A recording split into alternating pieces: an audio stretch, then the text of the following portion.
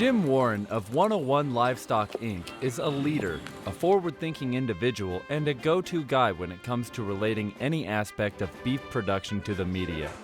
His ideas in livestock marketing, animal handling, and animal identification have paved the way for many other livestock producers and marketing operations.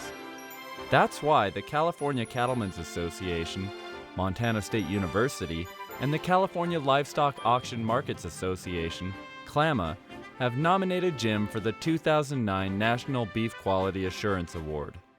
In 1973, I had about $350,000 worth of cattle paid for. And in the fall of 1974, I was back to zero. After the crash in the cattle market, they took all the money that I had. And so I came back to Harold Wells, who owned this livestock market, which I tried to buy in 1973. And I was buying cattle here at that particular time, and he said, "Jim, are you still interested in this market?" And I said, "Well, sure I am, but I said, I don't have any money now." And so he said, "Well, if you'll come and run it for 30 days, he says, I'll make a deal with you." So after 30 days, I can still see him walking up the road, parked his car out in front and walked up there, and he handed me a check for $1,000. And I said, "No," I says, "I don't want the money. I told you I'd run it for free." And he said, "Well," he said, "I didn't want you to run it for free," he said, to start with. And he says, "What do you want to do?" And I said, "Well, I'd sure like to do it. I like the business, and I'd like to make a deal." And he says, "Well, the rent's $1,000 a month." And he says, "If you're here at the end of 5 years, I'll just give you the business." And so I handed him his check back and said, "Here's my first month's rent."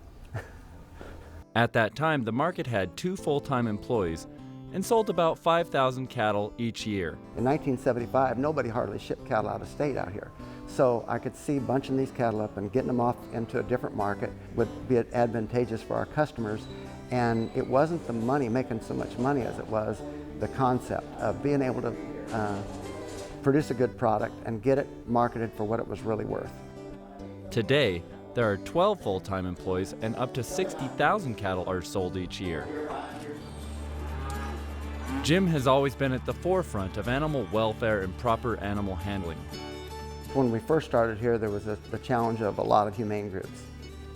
Because we're in a really metropolitan area and the Highway 101 goes right by our front door, we were pretty visible for a long time.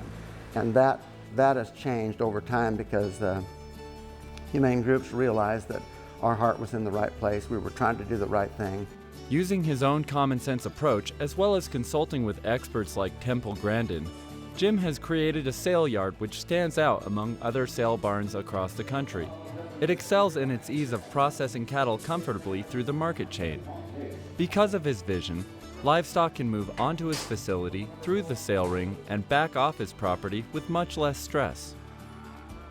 By 1991, the remodel was complete with a new auction building containing the most modern computers and computer programs so they could transfer vaccination information directly to buyers.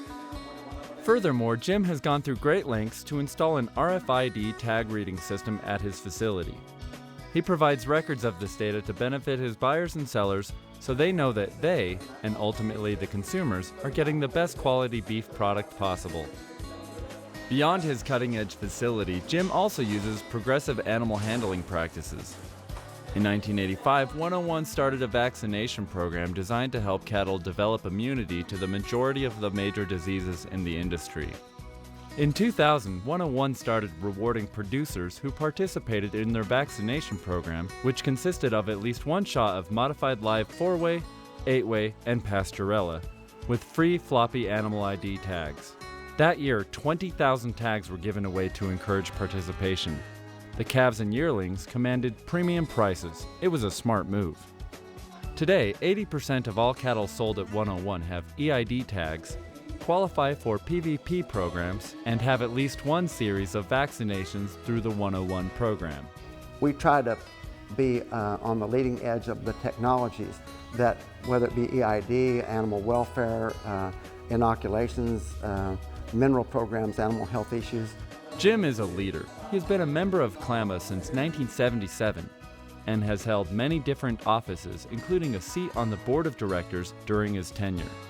And I've served on the California Cattlemen's Animal Care Committee for about 15 years, and we actually wrote the animal handling guidelines under that position for the state of California.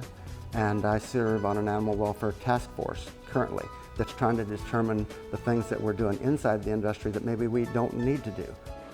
Jim sees what BQA practices can do to help the bottom line of beef producers, as well as how BQA can help increase consumer confidence in the beef industry as a whole.